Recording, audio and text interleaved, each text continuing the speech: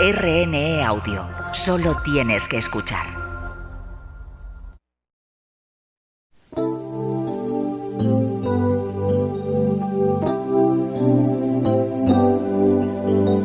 Roble escuchaba a sus compañeros, pero no aceptaba sus palabras, hasta que quiso investigar en secreto y les robó una Biblia para estudiarla. Hola amigos, les saluda Esteban Lozano. Como siempre, Beni Moreno a mi lado. ¿Qué tal estás hoy, Beni? Hola, pues bien. Aquí ready. También les saluda desde el control Puerto Martín. Y nuestro invitado, lo conocéis de estas últimas 2 semanas, es Andreu Dionís, pastor de la Iglesia Unida de Terrassa en Barcelona. ¿Qué tal estás, Andreu? Muy bien, muy contento de poder compartir este tiempo con vosotros. Pues nosotros lo mismo, si te parece, comenzamos. Bienvenidos todos a Historias de Fe, un programa de la Iglesia Evangélica. Roble es muchas cosas. Es agricultor por la necesidad de mantener a su familia y es cristiano por elección. Pero una cosa que Roble nunca podrá cambiar es que es somalí. Su identidad étnica es tan rígida que ser cristiano en su país llega a suponer una gran contradicción cultural, hasta tal punto que Somalia es considerada la segunda nación más peligrosa del mundo para los cristianos en la actualidad. Me crié en un mundo musulmán, trabajé en una madraza desde muy joven y llegué a ser jeque en la mezquita. Toda mi vida estuvo comprometida con buscar la vida eterna para poder entrar en el cielo. Cuenta Roble que en el año 2008 empezó a trabajar para somalíes que enseñaban sobre otro libro, la Biblia.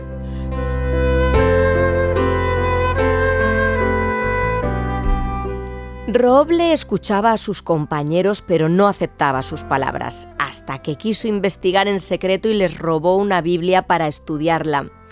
La leí muchas veces, la puse a prueba y se la enseñé a otras personas que llegaron a creer en Jesús antes que yo, reconoce.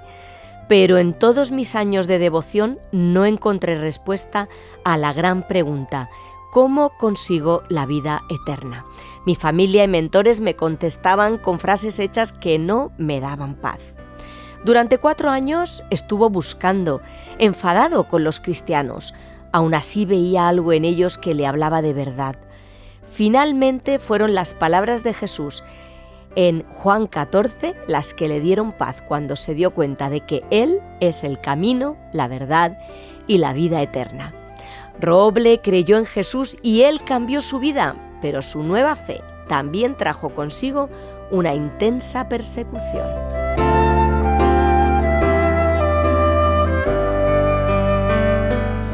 La familia de Roble le echó de casa y perdió su herencia.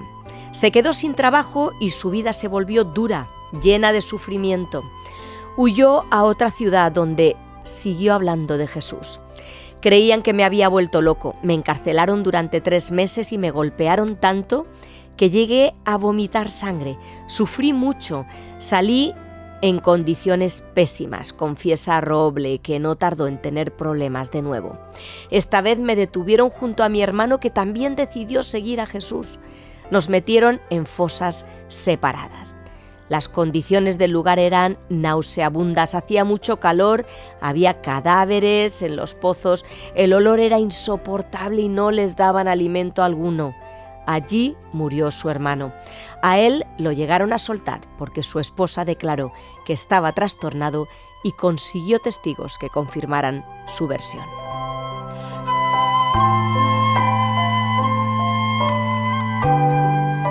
Roble se angustia cuando recuerda su estancia en prisión, donde regresó en 2 ocasiones más. Se pregunta por qué tuvo que morir su hermano. Experimenté angustia muchas veces, pero ir a la Biblia y leer que Jesús está conmigo, que puedo echar mis cargas sobre Él, me calmó, dice confiado. Aunque él y su familia siguen viviendo su fe en secreto en un entorno hostil, ha aprendido a memorizar las Escrituras. Sabe que Dios las usa para sacarle de los lugares más oscuros y nos pide oración por los somalíes que sufren persecución a causa de su fe en Jesús.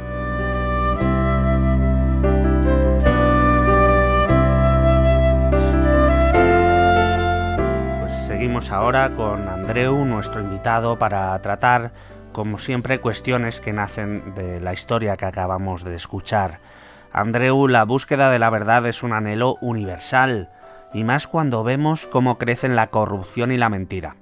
¿Fue Jesús un arrogante al declarársele la verdad? Esteban, es una pregunta muy honesta y la entiendo.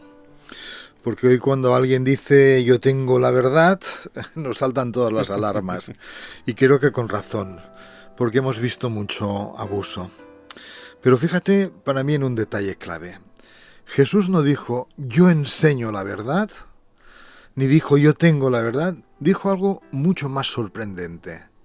Yo soy el camino, la verdad y la vida. La verdad para él no es una teoría que se impone, es una persona con la que te puedes relacionar. Y mira cómo lo demostró, no con un ejército, no aplastando al que pensaba distinto, sino arrodillándose a lavar los pies de sus discípulos y muriendo en una cruz por sus enemigos. Qué extraña forma de compartir la verdad. Eso no es arrogancia, yo diría que es justo lo contrario. Hay una escena que me encanta cuando juzgan a Jesús. Pilato le pregunta, ¿qué es la verdad? Sin darse cuenta que la verdad en persona la tenía delante de sus ojos. A veces nos pasa igual. Robles se pasó años buscando respuestas con frases ensayadas que no le daban paz, hasta que encontró no un argumento, sino una persona. Se encontró con alguien, con Jesús, y por eso al fin descansó. Y podemos entender un poco la realidad cultural de Roble, porque en España pues sufrimos no hace tantas décadas el nacionalcatolicismo, donde uno no podía ser español sin ser católico. Hoy nuestra realidad es muy diferente, pero ¿es el secularismo una ventaja para escoger tu identidad religiosa? Pues en parte sí, Beni, y me explico. Que nadie te imponga la fe es una gran noticia, porque una fe impuesta no es fe, es miedo, costumbre, coacción. En el Antiguo Testamento ya se hablaba de esta manera. Josué le dice a su pueblo, escoged hoy a quién vais a servir. Escoged. Dios siempre ha querido una respuesta libre. De hecho, Jesús se presenta así. He aquí, estoy a la puerta y llamo. Llama, no derriba la puerta. Espera que la abras tú. Así que la libertad para escoger es un regalo y deberíamos cuidarla, también para quien piensa diferente. Pero te diría que el secularismo también tiene como una moneda, una cara y una cruz. La buena cara, la libertad. La parte complicada es que a veces se desliza hacia que cada uno se fabrique su propia verdad, todo vale, todo es igual, y eso no es lo mismo que buscar a Dios honestamente. Fíjate en Roble, él eligió, y le costó carísimo, la cárcel, perder a su hermano, esa fe escogida en libertad, y a ese precio es de las más auténticas que existen. Así que la libertad es buenísima, siempre que la usemos para buscar de verdad, no para dejar de buscar. Y memorizar no es un ejercicio grato, sobre todo en nuestros tiempos, donde hemos perdido tanto esa costumbre, pero hacerlo con la Biblia es aún menos común. Sin embargo, para los cristianos perseguidos, lo vemos asiduamente, es parte de su sustento espiritual. ¿Qué tiene de bueno memorizar la Biblia? Pues mucho más de lo que parece. A nosotros memorizar y una generación nos suena al examen, al colegio, algo aburrido.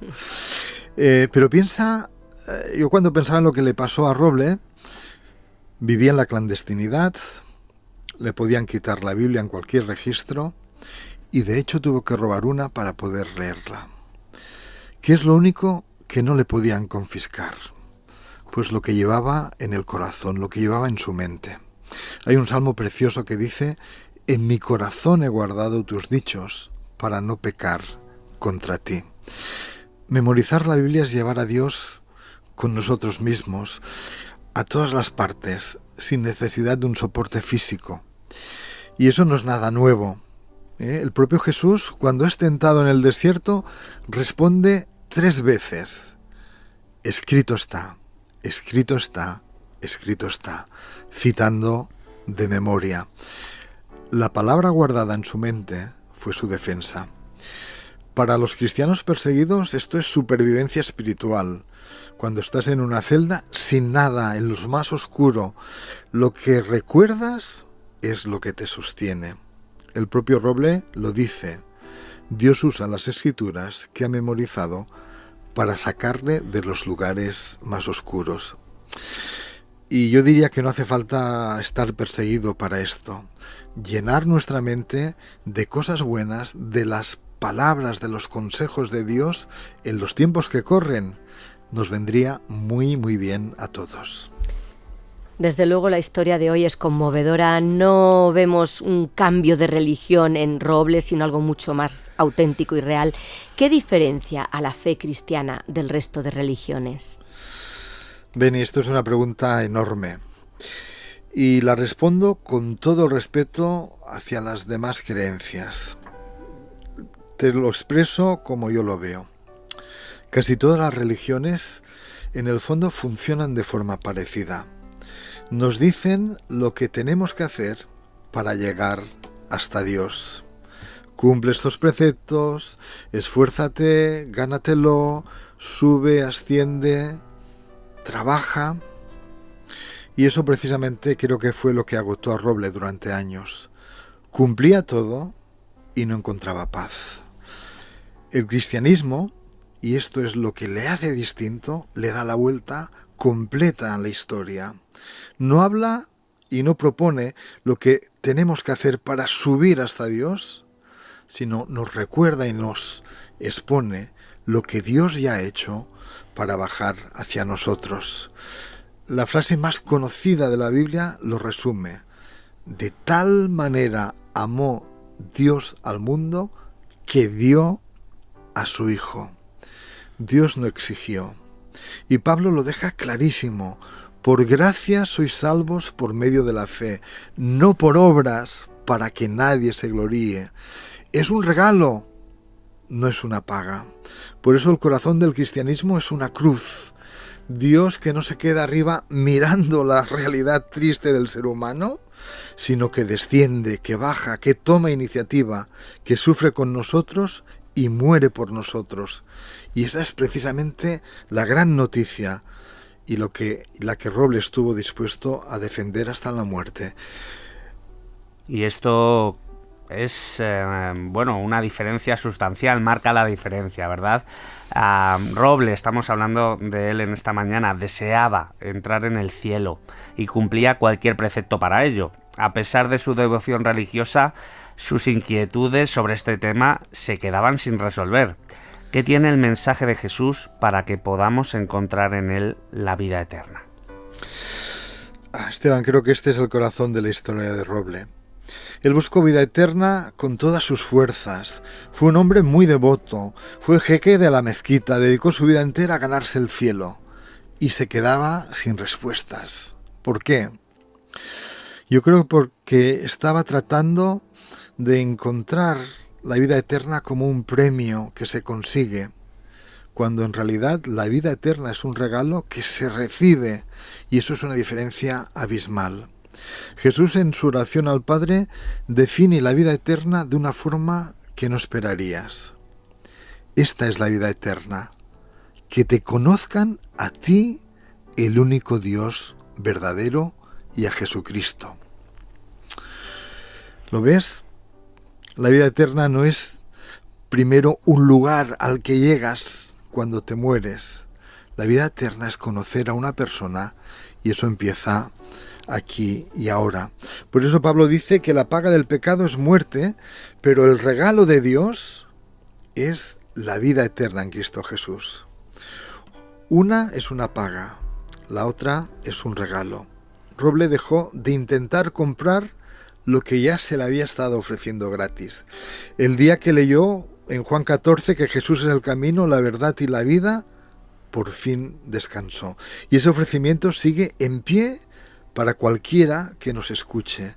no tienes que ganártelo. La vida eterna nos es ofrecida en Jesucristo.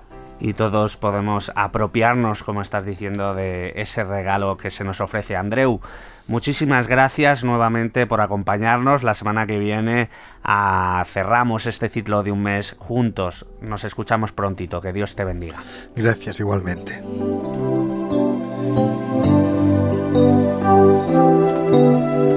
¿Te imaginas que anhelas entrar en el cielo y cumples todos los requisitos que te han enseñado siendo reconocido en tu comunidad religiosa, pero cuando preguntas a tus mentores acerca de la vida eterna, te responden con frases hechas?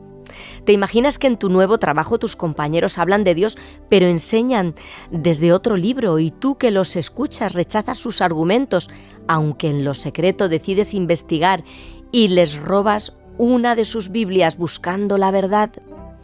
¿Te imaginas que te acabas rindiendo ante el que dice ser el camino, la verdad y la vida, enfrentándote a la más terrible persecución por ser cristiano, y en la cárcel, golpeado y hambriento, muere tu hermano, quien también seguía a Jesús? ¿Te imaginas que memorizas la Biblia, perseveras en la fe, vives en la clandestinidad y confías en que Jesús lleva tus cargas sobre sus hombros? Pues no te lo imagines más. Es verdad, la verdad del Dios que murió en una cruz para abrir las puertas de los cielos. Puedes calmar la tormenta y darme tu paz. Puedes traer la luz en la oscuridad. Puedes sanar las heridas de mi corazón. Tú puedes librar mi alma de la opresión. Bien amigos, tenemos que despedirnos. Os dejamos con David Bea y su tema Una nueva canción. Gracias por acompañarnos un día más en Historias de Fe. Para aquellos que queréis seguir investigando, queremos regalaros la Biblia como parte de nuestra campaña de promoción de lectura. Así que llámanos o mándanos un WhatsApp si lo prefieres al 673-466-366 y te la enviaremos gratis. Nos gusta, por otra parte, ya lo sabéis, recibir vuestros mensajes de ánimo o lo que queráis comunicarnos. Así que aparta un momento y mándanoslo a ese mismo número, 673-466-366. Adiós y que la paz de Cristo os acompañe. Has cambiado mi corazón.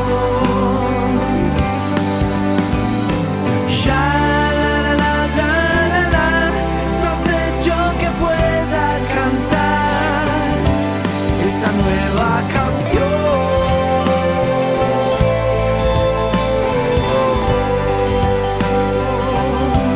Esta nueva canción.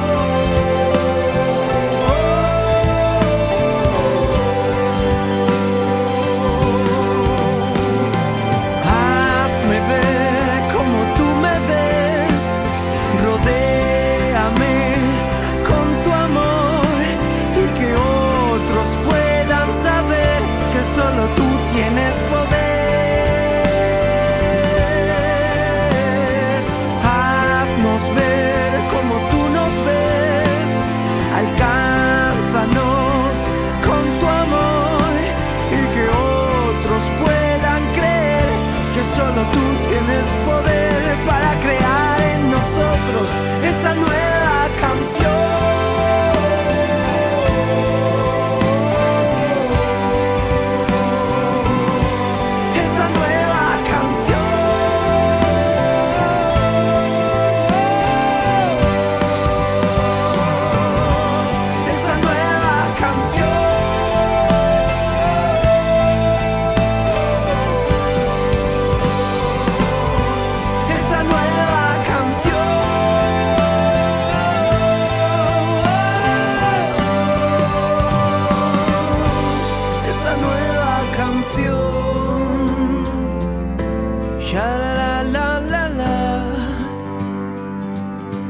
Tú has hecho que pueda cantar esa nueva canción.